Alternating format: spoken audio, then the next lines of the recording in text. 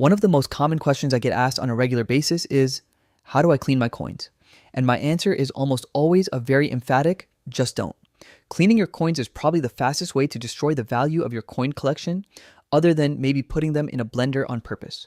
If you are a new collector or you just inherited a coin collection, please continue to ignore that little voice in your head that says you could just clean them a little bit. However, if you're a veteran coin collector and already know the risks but absolutely have to clean a coin, keep reading. This is the definitive guide on how to safely handle and clean coins like an expert. Let us start with the main problem. New collectors often think that shiny and new is better than dull and dirty, but collectors want to keep a coin in its most original state.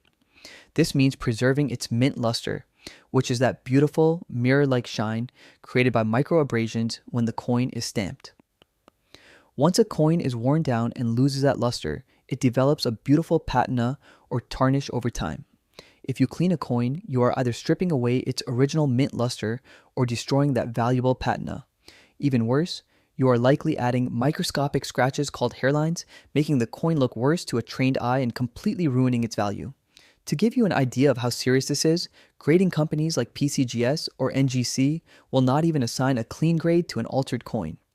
They will just label it cleaned, which can destroy its value by up to 90%. For instance, a rare Morgan silver dollar could drop from over $100,000 to just $11,000 simply because someone tried to helpfully clean it. Because of this, you must ignore the terrible advice online. Do not use toothpaste, baking soda, random jewelry cleaners, or harsh chemicals. Most importantly, never scrub a coin with a towel or a brush, as these abrasive methods will permanently etch those dreaded hairlines into the metal. There are, however, 3 major exceptions where cleaning is acceptable. The first is if the coin is already damaged. Over the years, I have seen coins covered in solder residue from being used in jewelry or coated in vintage adhesives because a collector in the 1950s glued them into an album. Since the value of these coins has already been significantly lowered by the previous damage, you can safely use solvents to carefully clean them. You are not hurting the numismatic value anymore. You are simply improving the eye appeal for your own personal collection. The second exception applies to metal detecting finds. If you pull a coin out of the ground and it is caked with solid mud, you obviously have to clean it. The golden rule here is to use as little friction and as few chemicals as possible. You should gently run the coin under lukewarm water to rinse off the dirt. Never rub the coin with your thumb or a cloth while it's dirty, as you will just be grinding tiny rocks and sand into the surface and scratching it. If the dirt is extremely stubborn, you can soak the coin in warm water with a mild dish soap, but always handle it with extreme care and avoid abrasive rubbing. The third exception is PVC damage. Back in the 1960s through the 1980s, many collectors stored their coins in vinyl flips containing PVC.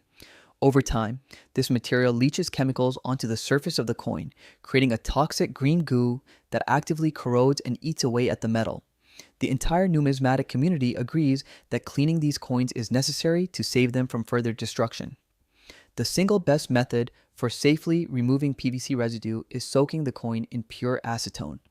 Not nail polish remover, but pure acetone in a glass jar. Let it soak for a few minutes, take it out, and gently pat it dry in a well-ventilated area without any wiping or friction. Finally, there is a controversial method used by advanced collectors known as coin dipping, which utilizes commercial products like Easy Est. This is meant to improve the eye appeal of tarnished silver or gold coins without technically damaging the surface, meaning the coin could still potentially receive a standard grade. The process involves dropping a tarnished coin into the solution for exactly 5 seconds, pulling it out, and immediately rinsing it under cold water. While this can yield incredibly bright and beautiful results for heavily tarnished silver dollars, it is not foolproof. Dipping can sometimes leave a coin looking flat or cause strange stains if left in the solution for too long. Ultimately, there is no one-size-fits-all method for restoring pieces that have been heavily glued or soldered. If you want to put this entire guide into one simple sentence, if you do not want to risk damaging your coin, do not clean it at all. If you are a new collector, please leave your coins exactly as they are until you are more experienced in the hobby. When in doubt, bring your collection to an expert dealer and let them weigh in before you do any irreparable damage, because once a coin is scratched, it can never be undone.